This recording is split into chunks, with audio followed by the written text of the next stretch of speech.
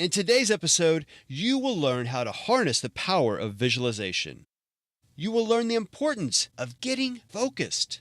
And you will learn how to reach new levels of success with a proven system. Let's jump in.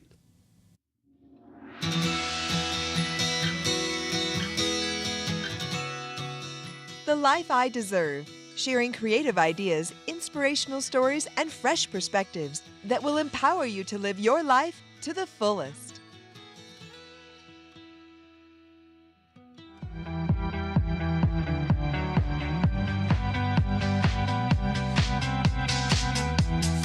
Hi, I'm Jack Canfield, and you're listening to The Life I Deserve by my good friend, Adrian McMillian.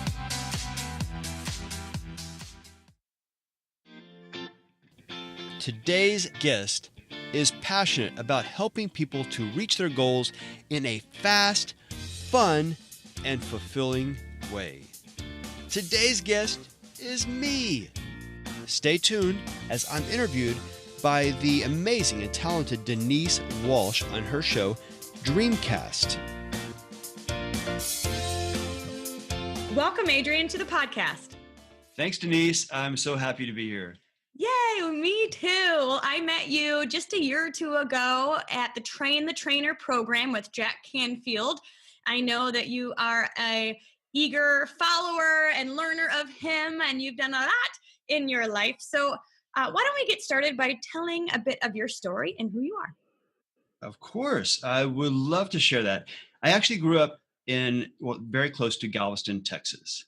If anybody listening doesn't know where that is, if you look up major hurricanes, you'll see Galveston, Texas, because that was pretty much our excitement was when a hurricane came around. And I literally mean that was our excitement because we grew up, I had two brothers, two sisters, my parents, my mom was a stay-at-home mom. Dad worked, but there wasn't much money, wasn't much of an income. So my mom, bless her heart, she got very creative with ways to entertain us and ways to, think of fun things for us to do.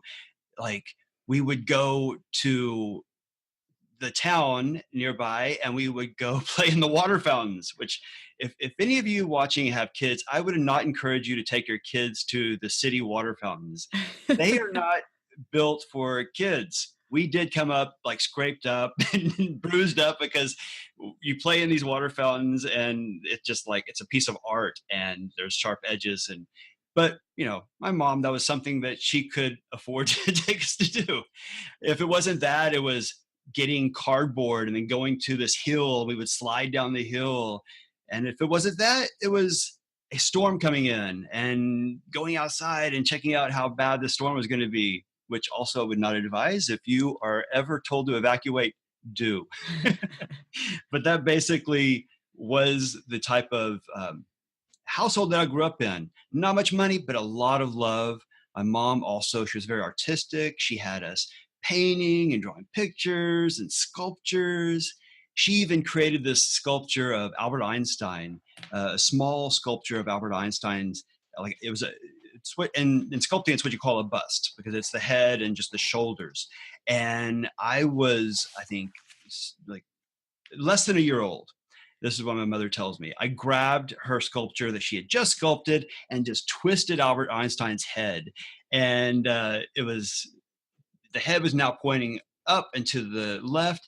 And she at first panicked. And then she said, "Oh my goodness, that's beautiful." And then she had it cast that way. So yes, I'm an artist from 1 year old or even younger than that.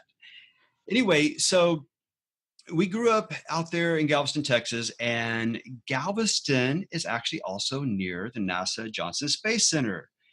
So when I just got into college, took a couple of college courses, a few college courses, I was able to get a co-op at the Johnson Space Center. And growing up feeling that, our resources were very limited, our money was very limited. A lot of times we were living, month to month. Having gotten this job at NASA, I was incredibly excited And I got there early. I stayed late. I actually worked in they have different libraries there. They have the Mars Exploration Library. They have the Medical Sciences Library. They have the Technical Information Library. And I worked in these different libraries, and I like checked out everything I could check out. And we could even check out computers. And I didn't have a computer. Nobody in my family had a computer. So I was able to check out computers and learn all kinds of amazing things. And I noticed that astronauts would come into the library, and rocket scientists would come into the library, and they put themselves on a waiting list. And I was like, what is this?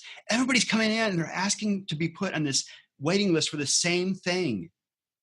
And so I was like, I don't know what the heck it is. I'm putting myself on that list.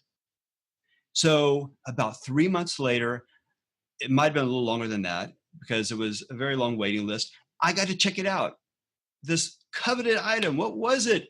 It was Jack Canfield's self-esteem and peak performance videos. At that time, it was videos. So I was very curious. I went home. I started watching. One of the first things Jack said was, watch this at least 6 times. I ended up watching that probably 20 times, turned it back in, put myself back on the waiting list, and my life began to transform. What I love about Jack Canfield and the way he teaches is these simple concepts, very simple. And he would back them up with a true story and how this concept, this way of thinking, or this way of doing something, or this way of responding, he would give a clear example of how to use that in your life. And so I would try it, and I'd see results right away. And I became obsessed. So that was basically how I got started. That was how I grew up. And that was the beginning of my self-development obsession. All right. How long ago was that? Oh my goodness. I have to tell you, 30 years. So it was, it was when I was just out of high school. Awesome. Yeah. Well, I'm going to go back to what happened after that, but I can imagine after reading and implementing and seeing your own life transformation, to have the opportunity to work with him at Train the Trainer like we did together was probably so powerful for you. It was surreal. It was surreal. So see, actually, when my life started changing, when I was applying that stuff years ago, my mom noticed. And my mom, she wanted so badly to give us a better life. And she saw that I was able to actually learn these things and use these things, and then get a good job and actually become healthy and become very happy. And just my whole outlook on life just transformed. And she noticed this. And she also noticed that I didn't push my self-development stuff on people. But if anybody asked me, like, why are you so happy? Why are things, I see that things are different for you. What's going on? If they asked me, I told them, I shared, this is how I did it. This is what you can do, that you can do the same stuff to transform your life. And my mom saw me doing this with people. Like, I couldn't hold it in. And so she would encourage me, share this stuff, Adrian. Like I see people light up when they talk to you. Share this stuff. You need to be sharing this. That's I think why you're here. And my mom said that and said that and said that for years. Well, on March 4th, 2015, the day after my mother's birthday, she left us. And she hung on just long enough to have her birthday, have everybody there in the hospital room saying their goodbyes. Excuse me, getting a little emotional. But anyway, after she left, after she passed, it hit me. My mom, as loving as she was, as nurturing as she wasn't telling me all these good things just to make me feel good. She really saw potential in me. She really saw that I had the ability to help people. And when I realized that, as part of her legacy, I decided, okay, I'm going to go meet Jack Canfield. I'm going to go train with him. I'm going to learn to a greater degree everything he has to teach, and I'm going to share it with more people. Awesome. Awesome. So 30 years ago, you start your journey with personal development. You start transforming your life. Tell us a little bit about what career you got into, doors that opened to you. What are some things that you did, and how did your life unfold? So yeah, along that journey, I was interested from a young age. I was interested in it's actually so related to the self-development, because as a kid I felt a bit shy and I felt a bit introverted, and every social situation I was just captivated with it, but I was afraid to speak up. I was somehow like intrigued by social dynamics, but like I didn't know. I was just felt like I was on the sidelines. But when I started studying the self-development stuff, I decided I wanted to challenge all that. And I decided that what's the biggest way to challenge that? And I thought, okay, maybe through singing or dancing or acting. So I actually pursued all of those along the way. And in my interest of acting, I started to think, of course, about, okay, Los Angeles, that's where you go if you want to be an actor. And at the time, I was doing technical work. So I thought, okay, the motion picture companies in Los Angeles, they need technical work, I imagine. So let me reach out. And what I did is I looked on a map and I saw, okay, here's, Warner Brothers, here's Paramount, here's DreamWorks, Sony Pictures. What's the closest to the water? This is my deciding criteria at that point of like, okay, where do I want? And through self-development, I was already like, okay, I got to visualize. I have to imagine what I want. Okay, Sony Pictures, closest to the ocean. Okay, that's where I want to work. Okay, so I applied to Sony and I applied many other places. Sony did not have a position open at the time. I actually came and did some consulting. I worked at Warner Brothers and DreamWorks through my consulting. I told the consulting company, I'm coming out here to work for the motion picture companies. So, because this consulting company actually made me an offer, and I actually turned it down because I said, you know what, actually, I'm not being honest to myself. I'm not being true to myself if I take your offer, because I really do want to work with the motion picture companies.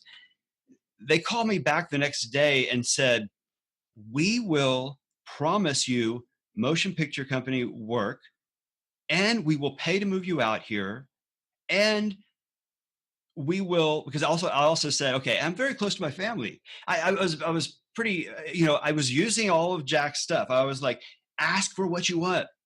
So I said, I'm very close to my family. I want to go back home a lot too. And are you going to be able to do that? You're going to be able to work with me? They called back that next day and they said, yeah, we can give you all that.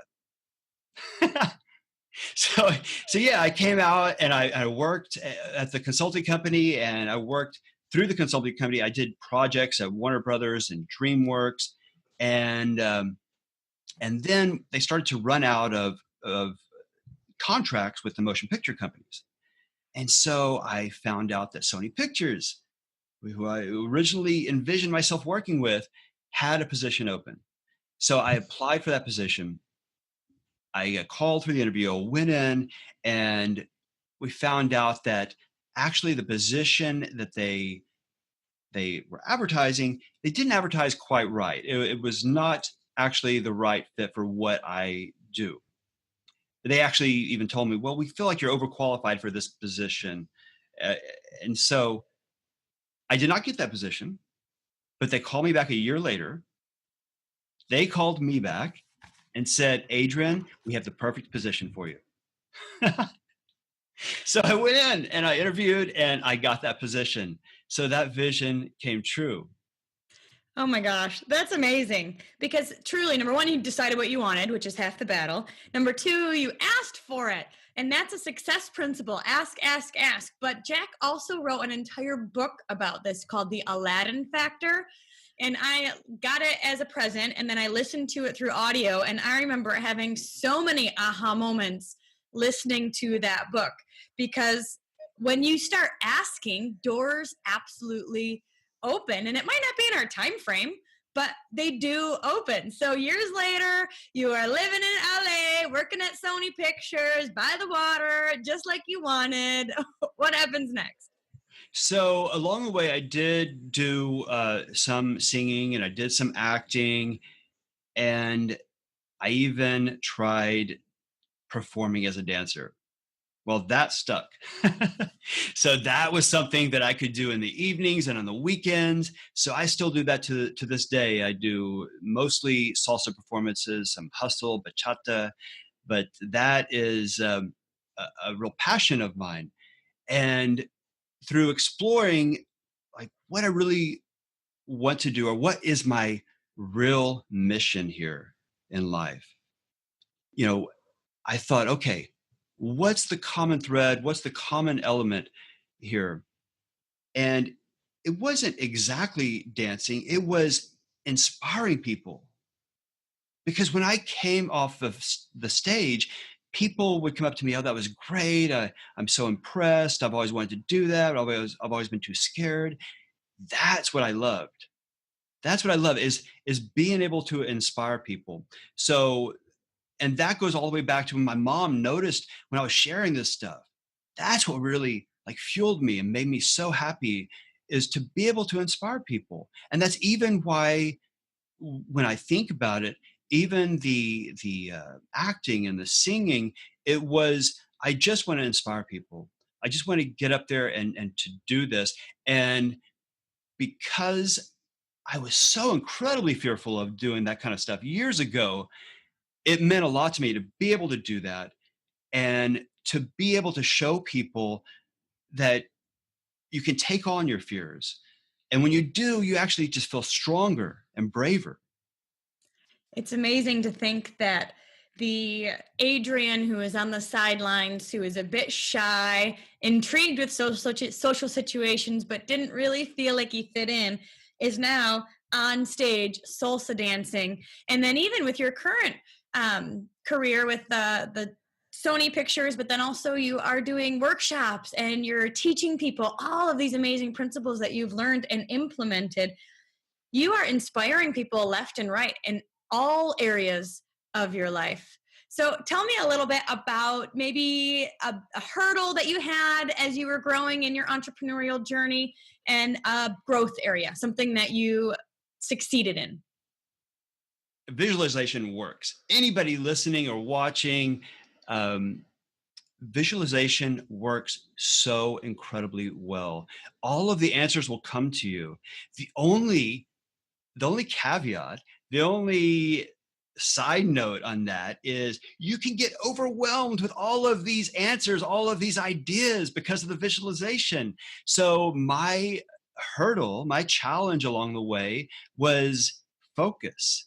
Learning to actually focus because the ideas were coming. Like I am so excited to wake up every day and to see all the possibilities in front of me and to take advantage of those. As a matter of fact, I sometimes wake up in the middle of the night with new ideas on how to make those things happen.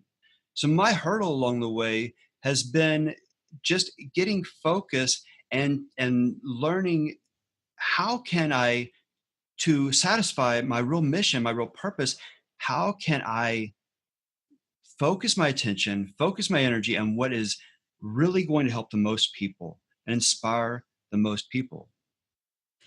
Yeah, they say focus in one direction is how you create momentum.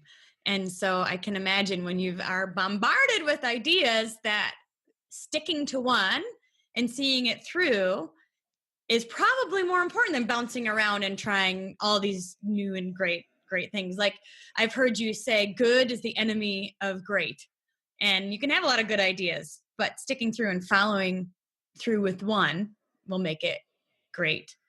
One question I have before we move on to your biggest blessing or like success is, what would you say is your personal mission? Because I've heard you say that several times already. What is it? My personal mission is to use my enthusiasm and creativity to lovingly and joyfully help people to realize their passion, embrace it, and to pursue it. Oh, I That's love it. I that you read have it it. every day, so I I know was it. going to say, I can tell you worked on it. It's your life mission statement. You wrote it down and it's like so embedded in who you are. I feel like what is a true blessing is that I'm able to figure out ways that I can share to a greater extent than I ever thought possible. I have an online course that I've created. It's called the Gold Program, and I'll actually provide a link, or we can provide a link in the show notes for the Gold Program, or you can go to thegoldprogram.com and get more information on that. But I love that I'm able to actually reach people all around the world and help them.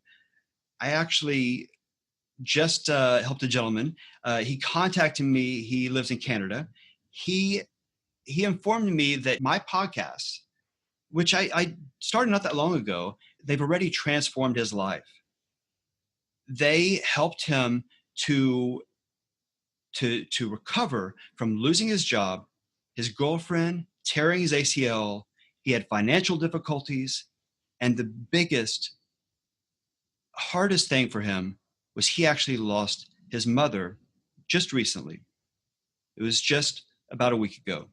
So he contacted me just recently to let me know how immensely my podcasts have helped him. As a matter of fact, my second podcast was a tribute to my mother and to all of the amazing love and all the amazing memories that she provided me and my siblings. And in that, I interview my different siblings and even my dad. We talk about these different memories. And I also share with people maybe what I've learned and how I dealt with losing my mother and what might be helpful for them. And he found that episode incredibly helpful. As a matter of fact, there's some words in there that I say dedicated to my mother as a tribute to my mother. And he asked if he could use those in his eulogy for his mother. Wow, that's powerful. I mean, technology these days, YouTube, podcast, audiobooks, Facebook, Instagram, social media, all that stuff just makes it so much easier to spread the message of love, hope, and belief all around the world. And you just never know whose life you are going to touch. That's amazing. Yeah. And so I'm always thinking about ways I can reach more people. So, like I mentioned, I have my online course, but also have my podcast, and I'm actually going to publish a book this year. And if people need help, but they don't have any money, just try to listen to my podcast, or you can see the videos on my Facebook page or on YouTube. But I want to be able to help as many people as possible. Awesome. So throughout this journey, but you've shared kind of a hurdle that you've worked through. What was a big aha moment or success story that you'd want to share? So we all have a different way which we can connect with people. And so one of my ways that I know I can connect with people is through dancing. I used to also teach salsa dancing. And when people would come into class, I could tell if somebody was taking their first dance class. They're usually nervous, and I don't know if this person may have just gotten out of a relationship, or who knows what happened. But this may be the first time they get out and they try something new in a long time. And I loved that I was able to kind of welcome them into this new community, this new way of thinking. This new activity where they can meet new friends. And so that I realized is one of the ways I can connect with people. And through connecting with people, I was also able to share like some of my great success principles with them that I learned. So I do believe we all need to pay attention to how we can connect with people. So one of the goals that I actually have that I'm working on right now is called the Gold Groove. It's actually this energizing, inspirational, dynamic, engaging dance experience. I would love to update you later on how that goes. I'm putting that together as we speak. Awesome. That's exciting. Yeah. Tell me a little bit more about your goal program. I know that's something that you've put together with your life experiences, your learnings, and a way to offer something tangible for the people that are following you and gaining knowledge from you. What is it about? Exactly. So I love to become more efficient and to learn on how to actually get more done. And I'm always looking for ways to actually make the process quicker and easier. And then I want to share that with people. So the Goal program is a great way for me to actually put all of that together, all of the lessons into something that people can watch from anywhere because it's online, and not just learn amazing things, but it's also fun. I have some fun activities in there to make it engaging. And like I mentioned earlier, like I was, with visualization, coming up with all these amazing ideas, and I had to think of a way to get focused and to to do that, to actually get something done on any one project. And so also like my system and my process on getting that focus and maintaining that focus, I'm also laid that out in my Goal program so people can take advantage of that. So That's yes, it's at thegoalprogram.com, or if you go to my website, I have a link there. thelifeideserve.com is my company. awesome. Well, it's true. One of the biggest hurdles I hear from people all of the time is, I want this, but I don't have the time. I don't know how to fit it in. Or, there's so many other life things going on that I don't have the mental or emotional ability to focus on this for a long period of time. And it sounds like your program helps them with time management, staying focused, and pushing through those life hurdles. Exactly. As a matter of fact, like I mentioned earlier, I want to be able to provide something for anybody who's interested in what I do and what I teach and my processes. I want to be able to provide them with something that can help them. So I've actually prepared something special for your listeners. I have a special gift just for your listeners. So if you go to thelifeideserve.com/dreamcast, again, thelifeideserve.com/dreamcast, I have there basically the cliff notes, the summary of my program, and I put it together into a beautiful poster, because it's so artistic. You can actually hang this on your wall in your office or at home, but it's something that I would love for your listeners to take advantage of. Awesome. That's really special. And I know that most people are going to die for this type of information, because we all want something, but sometimes we just don't even know how to make it happen or put it into practice and create it in our lives. So thank you so much, Adrian, for creating a poster that will remind us every single day, just decide what we want, focus on it, and then the skills to make it happen. So before we close today, is there anything else you'd want to add? I'm very honored to be on your program. I know before the program, we were kind of talking about different mentors, different people who have influenced us. So one of the others, of course, is Tony Robbins, who's influenced many. I'm actually going to see him soon to take advantage of one of his programs. And the late Zig Ziglar. I don't know if you're familiar with Zig Ziglar or have listened to him, but I'm from the South. And I may not sound very Southern. Zig Ziglar does sound Southern. He reminds me of home, and he's very entertaining, very motivating. If you appreciate a Southern accent for sure, you will love Zig Ziglar. So I encourage people also, if they just love checking out different motivational material, to check out Zig Ziglar, because I've learned a lot from his teachings along the way as well. Awesome. Well, one last question, and that is, what do you do every single day that you couldn't live without? The one thing that I have to do is I have to connect with people, because I feel like Otherwise, if I'm not connecting with people, what is my real reason? What is my real purpose? I mean, as we talked before about my mission, it is to help people. So I want and need every day to connect with someone. And it may be something as little as just beaming this smile and this positive energy and this love to someone that I pass by, a complete stranger. And now most people, when they try to be friendly and they don't receive that smile back or that hello back or how are you doing back, they stop giving out that great positive energy. I know that those people who don't return that, they're the ones who need it the most. So I challenge anybody listening, to go through life to think about that. How can I connect? How can I offer, even if it's something as small as a smile? And don't even worry, don't even be concerned if you don't receive it back.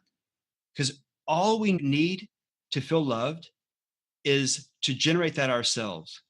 Okay? So just in generating that love, generating that positive feeling, generating that enthusiasm for life and for all the possibilities in life, just in doing that, you feel it.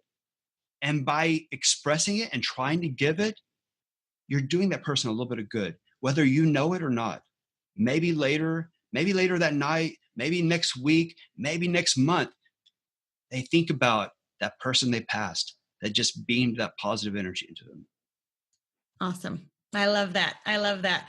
Well, if you want more from Adrian, you can go to the lifeideserve.com, Life I Deserve Facebook fan page, our business page, and then the goal program. It sounds like you've got a lot of resources there for people. And then if you could describe the link where they could get that free download, that would be awesome. One more time. lifeideserve.com/dreamcast. All right. The lifeideserve.com/Dreamcast for all the listeners. Check that out. Thank you so much, Adrian, for providing that for us. And I can affirm that you are a breath of love and energy, not just today, but in the past, whenever I've known you. You're the kind of guy who walks into a room and lights it up with your smile, with your excitement. Your eyes are always up and open, looking to connect. And so you are living your life purpose. And with that, I want to congratulate you. Thank you, Denise. Absolutely. Well, thank you again. And to our listeners, remember to dream big.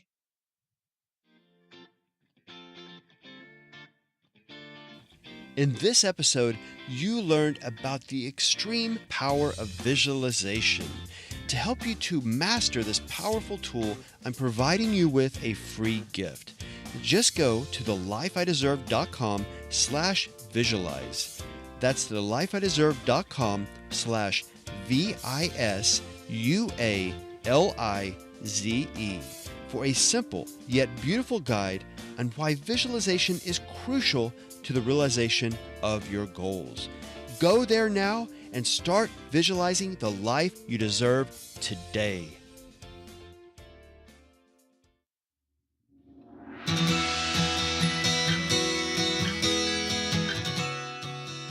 Thanks for listening.